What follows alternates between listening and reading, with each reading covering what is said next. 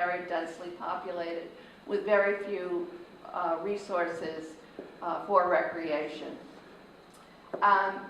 What's important about this slide also when we look at public health is that health throughout life matches up with your educational attainment level and your economic well-being. And so in a community with such high poverty rates, you do see higher rates of obesity and higher use of tobacco rates because there's a correlation between low income and poor health status. Next. So mass in motion comes out of this sense that this knowledge that there is a obesity crisis throughout the United States, and also that it's a population approach. You are where you live. So your health is partly dependent on where you live. And as I already said, the idea is to improve policy systems and environments to address those issues. I wanted to take a step back from this slide to say that, you know, it's really interesting to know things about Fall River. For instance, I had worked there for quite some time when I was told that the person I needed to speak to, and this was about the camp that the Diabetes Association ran for children with diabetes, was the city forester. And I thought, Fall River, the city forester. And that was what I learned about the bioreserve, extraordinary resource for the residents of Fall River. And also learned that Fall River has a long history of preserving open space.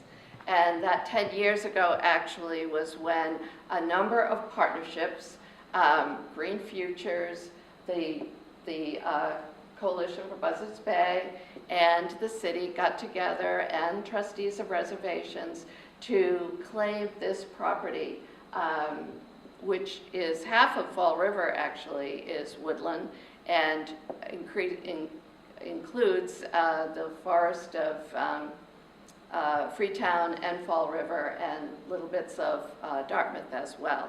So, so an amazing commitment to preserving the open spaces. And when I think of Fall River, I don't necessarily think of, you know, at first I didn't anyway, think of the natural resources connected to that community. But boy, have I learned a lot. Anyway, in the process of creating what Mass in Motion was going to be in Fall River, we needed to engage various partners. So the administration, organizations that share similar values, such as the trustees, and most particularly for me was to engage community residents, because you really needed that groundswell from the ground up. And again, this was breaking down silos within the city administration, with municipal departments such as public health planning, public works, the water department. I mean, it's kind of a new way of thinking, of bringing these people to the table to imagine how you can improve the ability for people to be walking, biking, making things happen in a community that is so densely populated. Reach out to groups with shared values, such as the neighborhood associations. Since Mayor Flanagan has taken over, he has really empowered the neighborhood association. We've gone from 8, I believe, to 16 neighborhood associations, really representing the entire city. Again, Green Futures and the trustees.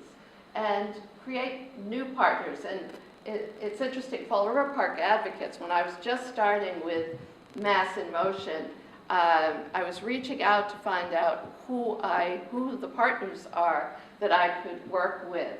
And I learned that the trustees at this point was looking at the urban environment to say, we've been doing a wonderful job with all of these beautiful properties out in Western and the North Shore, but what about the urban environment? So with that, the trustees was starting the Urban Park Advocates, and Fall River, where they had a presence, opened or got started a whole new group called Fall River Park Advocates, and out of that came Bike Fall River.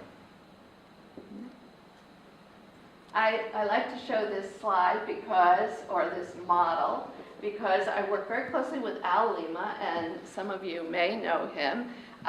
He is a former planner, a lifelong resident of Fall River, and he worked with me on the open space and recreation plan back in 2010 for the city of Fall River. And his model is that you have to start with a vision. And then once you have that vision, and it should be a big vision, then you are going to look for an opportunity, and if you have the advocacy to move that forward, you're going to make some progress in meeting your goals. So here is Fall River, and actually it extends way over here. So here is the North Watauga Pond, the reservoir for the city. Here is the Copacut Reservoir. And so all of this space is Fall River. And I've come to call this highway system around Fall River the asphalt necklace, as opposed to, the emerald necklace around Boston. So, and what this shows me, and really moved me when I first began to look at these issues about the health of the population of Fall River and the incredible natural resources that are available, but that access is hindered, if not made impossible, by this network of highways that came about, in the early 60s, when transportation was how do we get people where they want to be as quickly as possible. And cities like Fall River just fell off the grid. They were just a means to an end. And there's no other, response to this kind of a picture. This is the wild, nationally designated, the wild and scenic Taunton River, with Route 79, 138 running right alongside it. We have this very large urban community housing development right here. But in order to get down to the waterfront, you have to cross a 4-lane highway. There's no crosswalks, there's no stoplights. Coming along here, here's your bioreserve. Acres and acres of trails and beautiful places to ride bicycles and bird watching, all other kinds of things. Again, Route 24, cutting it off from this densely populated community of people. And the favorite, Route 195, crossing right through, cutting the city right in half. So this is certainly a challenge. One of the neighborhood associations decided that children from one of the elementary schools, we should focus on that school that neighborhood had adopted, and take the children, the 3rd graders, all over to the bioreserve. And we started that project. It's kind of stalled, but it was an amazing situation because, as the crow flies, it was maybe a mile from this school over to the bioreserve. We were able to get the city to donate the trolleys, pack the trolley with the children, took them over. For the most part, none of them had ever been in the forest before. So it was an amazing experience to give them and to recognize ourselves. So, next slide. So, one of the things, again, going back to that theme of partnerships, is to bring people together to advocate for what we need, what we want in the city. to gain that access for the population to be able to get down to the waterfront. You know, there's a beautiful boardwalk, maybe many of you are familiar with it, in Fall River along the Taunton River, but you really have to drive to get to it and to use it, because like I say, a highway separates the walking population. So what's been amazing in this process, which is going on right now, rebuilding the roadways, Route 79, lowering the spaghetti ramps of Route 195, the interchange there, has been to see the extraordinary partnerships that have come to the table to push forward what needs to happen to gain this access to the riverfront. There have been the bicycle people, the neighborhood associations, Green Futures, other groups that are connected to the health and welfare of city residents, all coming and pushing MassDOT forward on gaining that access. And in fact, one of the, you know, they have that 25% plan. And if you're not in the room when that 25% plan is being laid out, you're too late after that point. So we have been able to advocate and actually have the plans go back to the drawing board. And this route is a plan and build. I don't know if that's exactly the right terminology, but it is being planned and built at the same time because it is part of the expedited bridge program. So, and with these voices at that table, things are happening to push for that community access, which is so essential. The Quequechan River Rail Trail is an amazing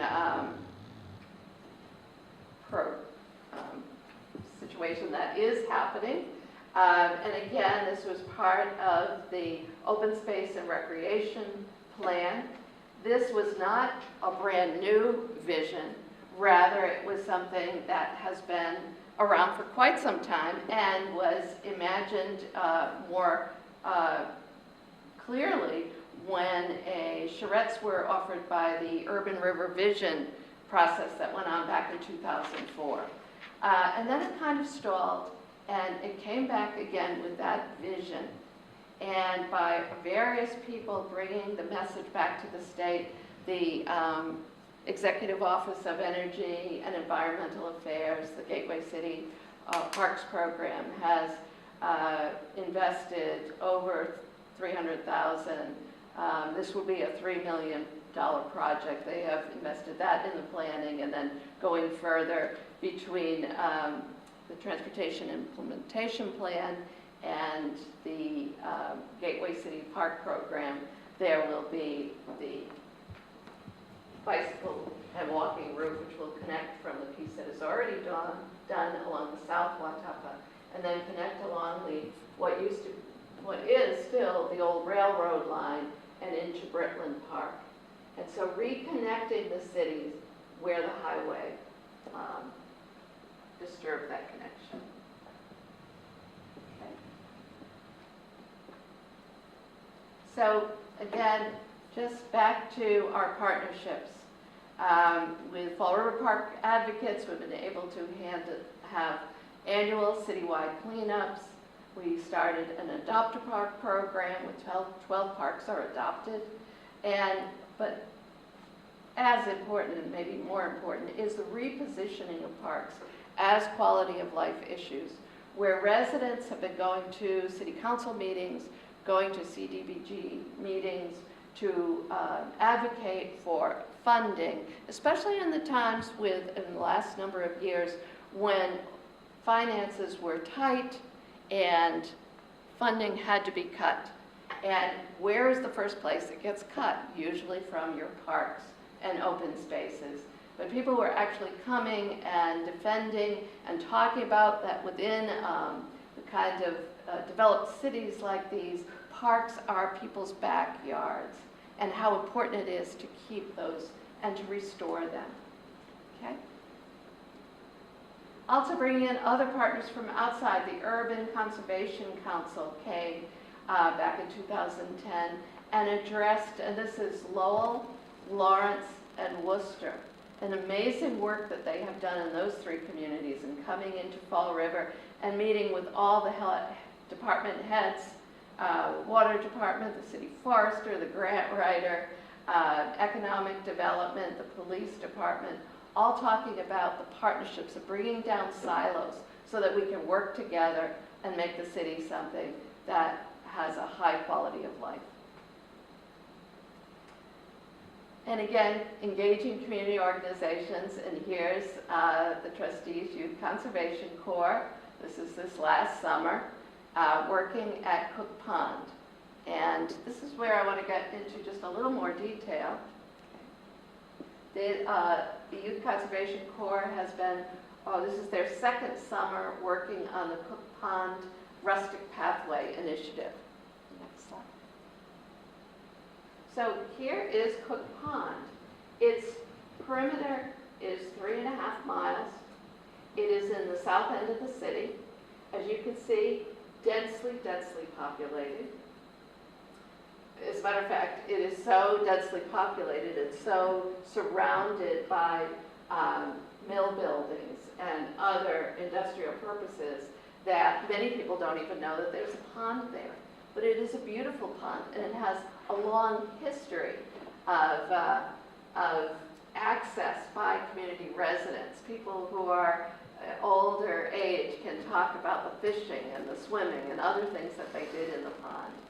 So we started now about 2.5 years ago working with the trustees to see if we could create access to this pond and a pathway around it. And in this past summer, we have worked with, actually this last year, we started on the eastern side of the pond because many of these are either public properties, such as the National Guard, the National Grid, not public, but the Mass State Fisheries and Wildlife, and one of the school grounds of the Henry Lord Middle School. And we have been, and here's the a rehabilitation center. And we've been able to work with them on ongoing plans to create access onto the private property so that there will be, and public property, so that there will be a pathway on the eastern side.